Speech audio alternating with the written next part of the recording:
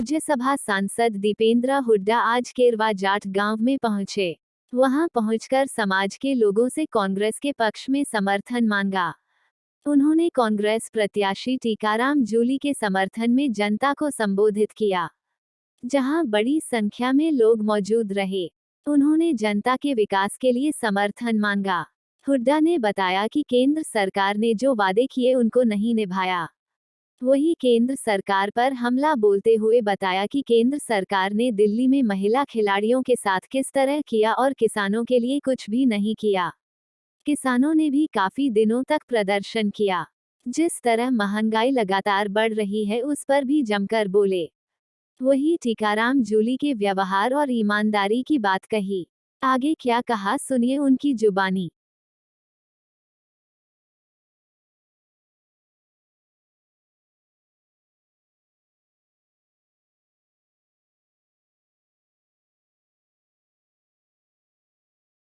क्या बताओ, अच्छे दिन आया, 2 करोड़ नौकरी मिला, 15 लाख आपके खाते में आया, कुछ नहीं हुआ।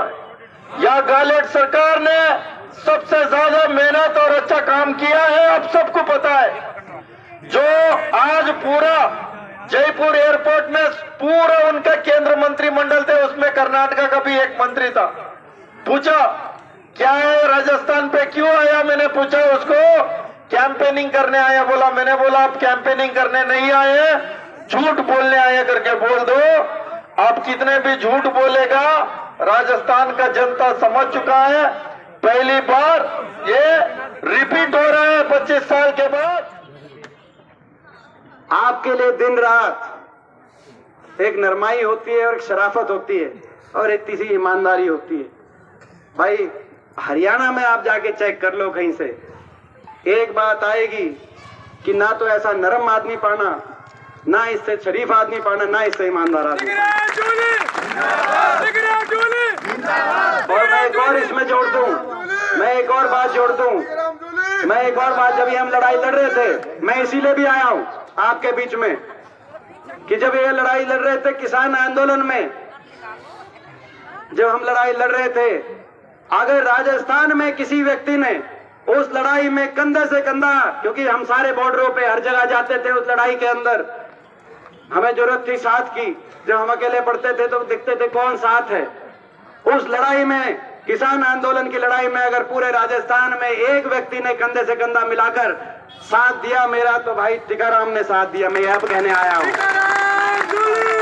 और मैं ये भी कहने आया हूं, जब हम अपनी बेटियों की न्याय की लड़ाई लड़ रहे थे, जब हम बेटियों के न्याय की लड़ाई लड़ रहे थे और जब आवाज हमने न्याय की लड़ाई लड़ रहे थे, तो जब हमने आवाज दी तो उस आवाज का जवाब और हमारा साथ दिया अपनी बेटियों की न्याय की लड़ाई में, तो एक मेरे भाई ने दिया पूरे राजस्थान में, टीकाराम जूली उनका नाम है, ये मैं कहने आया। तो भाई एक वोट है, फायदे अनेक हैं। वोट एक, फायदे अनेक।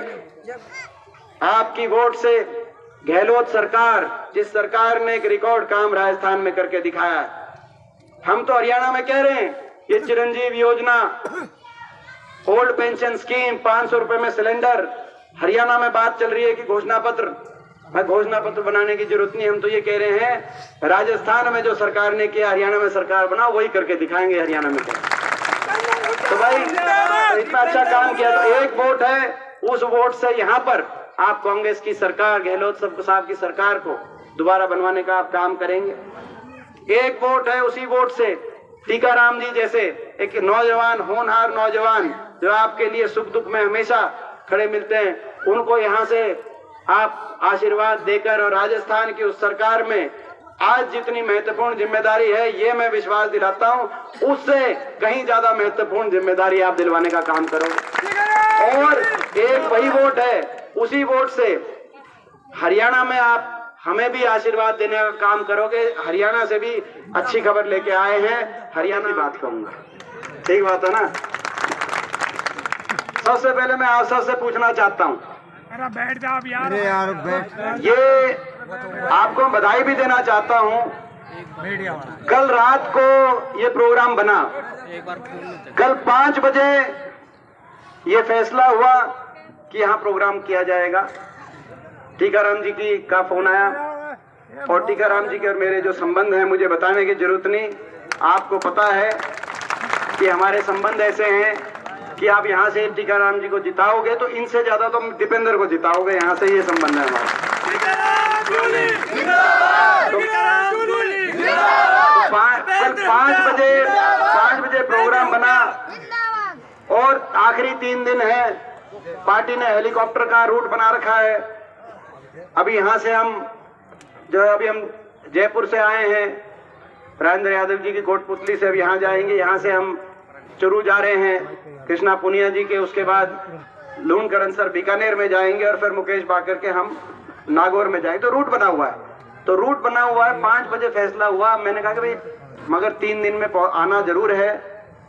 अगर राजस्थान में एक सीट है जहां पे ऐसा हो ही नहीं सकता कि मैं ना आऊं तो वो ये सीट है जो है। मैंने भाई टीकाराम जी आपके आएंगे जरूर, लेकिन रातों रात कहाँ प्रोग्राम कर पाओगे। तो इन्होंने कहा कि जी चलो साहब आप आ जाना, मगर रातों रात आपने पूरा जो आज का कार्यक्रम की मैं रंगत देख रहा हूँ उससे मैं समझ गया कि यहाँ पे आप यहाँ चुनाव जीत रहे हो। मगर मैं आप सबसे पूछना चाहता हूँ, अपने गांव से पूछना चाहता हूँ और आसपास के हमारे इलाके से पूछना चाहता हूँ।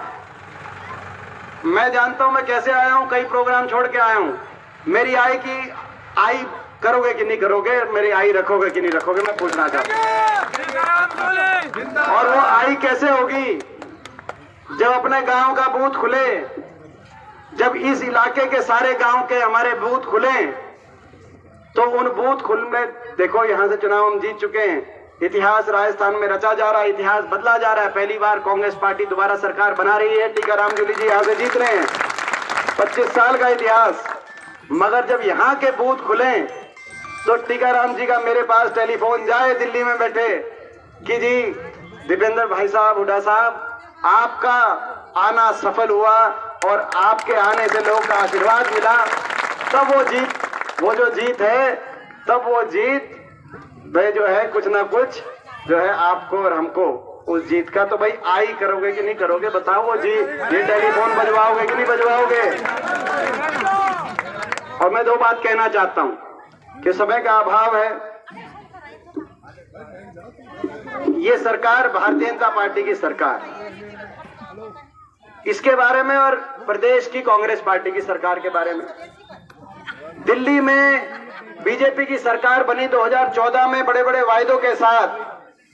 भाजपा की सरकार बनी, दिल्ली कुर्सी में बैठी, कहा गया था अच्छे दिन आएंगे, महंगाई कम कराएंगे, डीजल, पेट्रोल, रसोई गैस का सिलेंडर, खाद के कट्टे को सस्ता कराएंगे, 2 करोड़ रोजगार हर साल दिलवाएंगे, किसान की आमदनी को दुगना कराएंगे, विदेश से काला धन लाएंगे, 15 लाख हर के बैंक खाते में आएंगे और अच्छे दिन लाएंगे। अब वायदे पूरे किए कि नहीं कि भी 10 साल इनको हो गए दिल्ली में बैठे को, वो तो जो है। मगर एक बात जरूर, एक वायदा पूरा किया इन्होंने कहा था कुछ नया भी करके दिखाएंगे। इतिहास में तो कुछ नया करके इन्होंने दिखाया। 75 साल में प्रधानमंत्री जी आए राजस्थान में, उनको मैं बताना चाहता हूं 75 साल में इतना डीजल, पेट्रोल, रसोई गैस का सिलेंडर महंगा नहीं हुआ। 100 रुपए में पहुंच गया सिलेंडर, 1200, 1500 पहुंच। 75 साल में इतना महंगा नहीं हुआ। इतनी महंगाई 75 साल में नहीं आई जितना बीजेपी की सरकार में। देश में इतनी बेरोजगारी नहीं आई 75 साल में जितना आपकी सरकार में। देश में गरीब और अमीर में अंतर 75 साल में इतना नहीं बढ़ा जितना आपकी सरकार में। देश में बड़े उद्योगपति समूहों को देश की संपत्ति यूं नहीं सौंपी गई, उनके बैंक के सारे लोन यूं माफ नहीं किए गए जितना बीजेपी आपकी सरकार में। 75 साल में किसान का इतना अपमान और अत्याचार, 750 किसानों की जानें यूं नहीं गई आंदोलन में जितना इनकी सरकार में। 75 साल में देश के ओलंपिक विजेता खिलाड़ियों और हमारी बेटियों की इज्जत यूं नहीं बिखेरी गई जब दिल्ली की सड़कों पे उनको घसीटा गया जितना मोदी जी आपकी सरकार में। और भाई 75 साल में भाई को भाई से यूं लड़ाई नहीं लड़ाया गया। कहीं बोलते हैं हिंदू मुस्लिम का नारा देते हैं और किसी प्रदेश में हिंदू मुस्लिम का नारा नहीं चले तो हरियाणा जैसे प्रदेश में जाट गैर जाट का नारा दे देते हैं। देश में ये सभी का देश है, किसी भी वर्ग को अलग करके आप भारत माता की जय बोलते हो, सब भारत माता की संतान हैं, किसान कौम भी भारत माता की संतान है, हर वर्ग भारत माता की संतान में हरियाणा जैसे प्रदेश में नारा दे दिया तो 75 साल में भाई को भाई से यूं नहीं लड़ाया गया जितना बीजेपी की सरकार में। और 75